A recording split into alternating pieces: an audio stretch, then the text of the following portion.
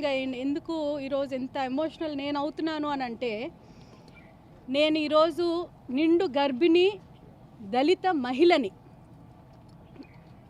నేను 9th మంత్లో ఉన్నా కూడా తను ఖచ్చితంగా సరే రేపు డెలివరీ చేసి మంచి పేరు తెచ్చుకుంటుంది కౌన్సిల్లోని, మా అమ్మగారికి కావాలి ప్రతిభా భారతి గారి లాగా అని చంద్రబాబు గారు, నారా లోకేష్ గారికి ఉన్న నమ్మకం ఎంత ఉందో, అలాగే ఇంత నిండు గర్భిణి దళిత మహిళని అవమానించేటట్టు ఈరోజు సాక్షి పేపర్లోని రాయడం జరిగింది. చాలా దురదృష్టకరం అండి. అంటే మనం ముందుకెళ్తున్నామా వెనక్కి వెళ్తున్నామా అన్న సంస్కృతి వైఎస్ఆర్సీపీలోని లాస్ట్ 5 ఇయర్స్ టెన్యూర్లో చూసినప్పుడు వీళ్ళు ఇంకా మారారేమో అని అనుకుంటాం. కానీ ఆ భ్రష్టు పట్టిపోయిన పేపర్ కానీ, భ్రష్టు పట్టిపోయిన రాజకీయాలు కానీ వాళ్ళల్లోని కంప్లీట్గా ఇమిడిపోయింది. వాళ్ళకి ఒక మహిళ గురించి మాట్లాడుతున్నామని కానీ, లేకపోతే ఒక దళితుల గురించి మాట్లాడుతున్నామని కానీ, లేకపోతే ఒక గర్భిణి గురించి మాట్లాడుతున్నాం కానీ, ఏం ఎమోషన్స్ అంటూ ఏం లేకుండా ఒక యాంటీ దళిత్ పార్టీగా అది వైఎస్ఆర్సీపీ ఉండడానికి ఈరోజు సాక్షి పేపర్ తాలూకా నిదర్శనం అండి.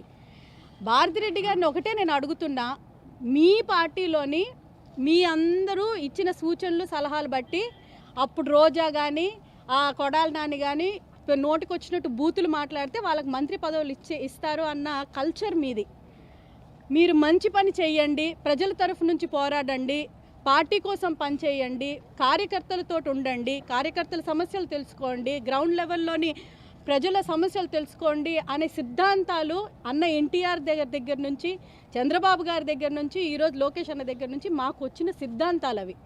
మా రక్తంలోని ప్రిన్సిపల్డ్గా సిద్ధాంతాలతోటి ముందుకెళ్ళే రాజకీయం చేసే కుటుంబం నుంచి నేను వచ్చాను.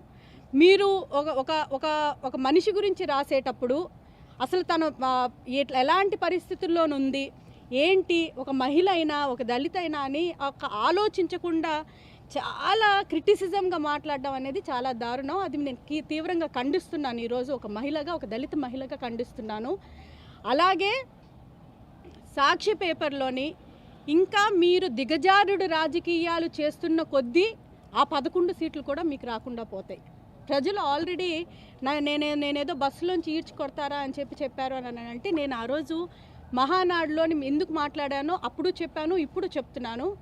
ఒక డిబేట్లోని వైఎస్ఆర్సీపీ తాలూకా ఒక స్పోక్స్ పర్సను, నేను రాష్ట్రంలోని అమ్మాయిలు చాలా రేప్ అవుతున్నారండి, ఎలాగ దీని గురించి మీరేం గవర్నమెంట్ స్పందించడం లేదని అంటే, నిన్నెవడైనా రేప్ చేశాడా నన్ను అడిగాడండి లైవ్లోని. నేను దాని గురించి కంప్లైంట్ ఇస్తే పోలీసులు కంప్లైంట్ తీసుకోలేదు, దాని గురించి ఎవరు స్పందించలేదు. ఎమోషనల్గా నేను ఒక ఆడపిల్లని, అంటే అమ్మాయిల సమస్యల గురించి ఎవరైనా మాట్లాడాలి అని అంటే, ఒక రేప్ విక్టిమ్ గురించి మాట్లాడాలి అని అంటే రేప్ అయిపోవాలండి. అందుకే నేను ఎమోషనల్గా ఆ రోజు చేశాను. అంతేగాని బస్సులోంచి ఈడ్చుతంతాను అవన్నీ అన్నప్పుడు నేను ఎమోషనల్గా నేను బాధపడ్డాను, కాదని అనడం లేదు. కానీ there is a reason for emotion.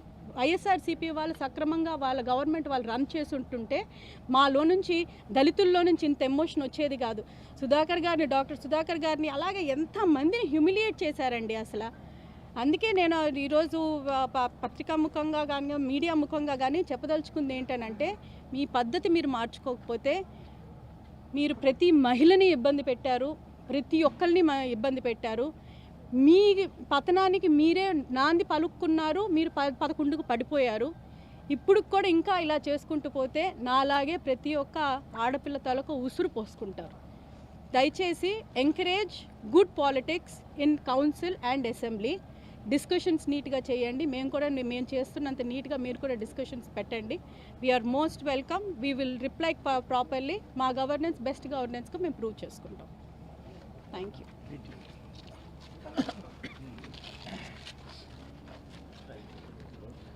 Print and electronic సోదరులందరూ కూడా నమస్కారం.